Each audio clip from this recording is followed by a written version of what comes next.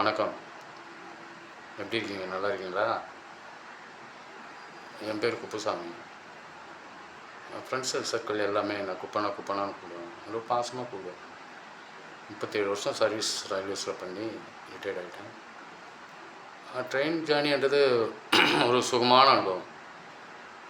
தினமும் ட்ரெயினில் போயிட்டு வேலைக்கு போயிட்டு வீட்டுக்கு வர்றதுலாம் ரொம்ப ஒரு சுவாரஸ்யமான அனுபவம். ரெண்டாவது பார்த்திங்கன்னா ஒரு நாளும் ட்ரெயின் ஜேர்னியில் ஒருத்தர் ஒரு பெக்குலியர் பர்சன்ஸ் ஏறுவாங்க.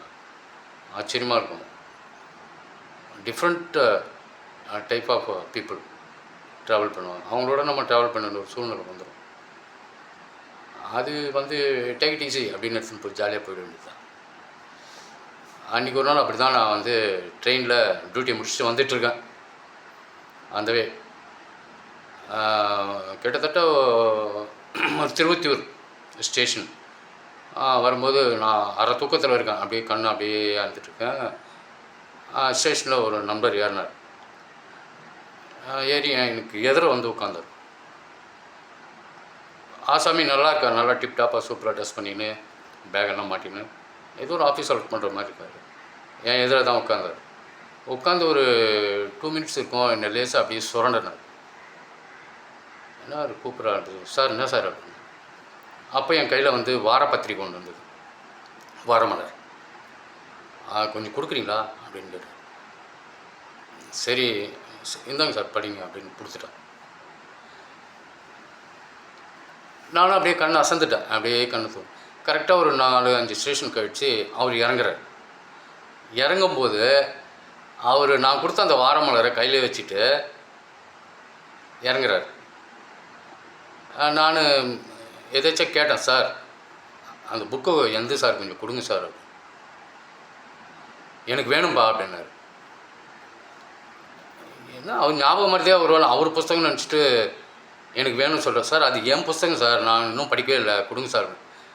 எனக்கு வேணும்பா அப்படின்னு சத்தம் போட்டார். இல்லை சார் நானே படிக்கலை, கொடுங்க சார். எனக்கு வேணுன்ற திரும்ப அந்த புஸ்தகம் கேட்குற, சொன்னால் புரிஞ்சிக்க மாட்டேன் நீ அப்படின்ட்டாரு. எனக்கு ஒன்றுமே புரியல, என்னத்தா பேசுறது அப்படின்னு சொல்லிட்டு அவர் டக்குன்னு அந்த புஸ்தகத்தை எடுத்துகிட்டு ஏறிட்டார். நானே அந்த புஸ்தகத்தை படிக்கலை, பாதி தான் படித்தேன். சரி சொல்லிட்டு அப்படியே அசந்து போய், என்னடா இப்படி கூட ஆளுங்க இருக்காங்களா அப்படின்னு சொல்லிட்டு அவர் இறங்கினோன்னே அவரே பார்த்துன்னு இருந்தேன் ஆச்சரியமாக. என்னடா இப்படி இந்த மாதிரி ஒரு வித்தியாசமான கேரக்டர்ஸ் எல்லாம் இருக்காங்களே அப்படின்னு சொல்லிட்டு அவர் இறங்கி போனோம்னா வண்டி லேசாக மூவ் ஆகிடுச்சு. மூவ் ஆனவுடனே என் பக்கத்தில் இருக்கிற பேசினார். சார் நல்ல வேலை பண்ணீங்க தெரியுதுங்களா, அந்தாலும் பார்க்குறதுக்கே ஆள் ஒரு மாதிரியாக மார்க்கமாகறான். அது என் புஸ்தகம் தான் சொல்லிட்டு நீ அந்த ஆளுக்கிட்ட சண்டை போட்டுருந்தீங்கன்னு வச்சிங்களேன், கைகலப்பு தான் இருக்கும். அது போனால் போதுன்னு விட்டுட்டீங்க பாருங்க, அதுதான் சூப்பர். அந்த மாதிரி தான் சார் இருக்கணும். ஒரு ஆளுங்களே ஒரு மார்க்கமாக இருக்காங்கடான்னா அவங்கக்கிட்ட நம்ம சண்டை சச்சரவுலாம் பண்ணக்கூடாது, நம்ம அமைதியாக இருக்கணும். அதுதான் வாழ்க்கைக்கு நல்லது. நீங்கள் செஞ்சது கரெக்ட் சார் அப்படின்னு சொல்கிறேன். பார்த்தீங்களா, ஒரு நாளும் ஒரு எக்ஸ்பீரியன்ஸ். இதை நான் என்னன்னு புரிஞ்சுக்கிறது இன்னும் இந்த நிமிஷம் வரைக்கும் எனக்கு புரியல. அதுக்கான அர்த்தமும் புரியல. தெரிஞ்சால் சொல்லுங்களேன் ப்ளீஸ். தேங்க்யூ.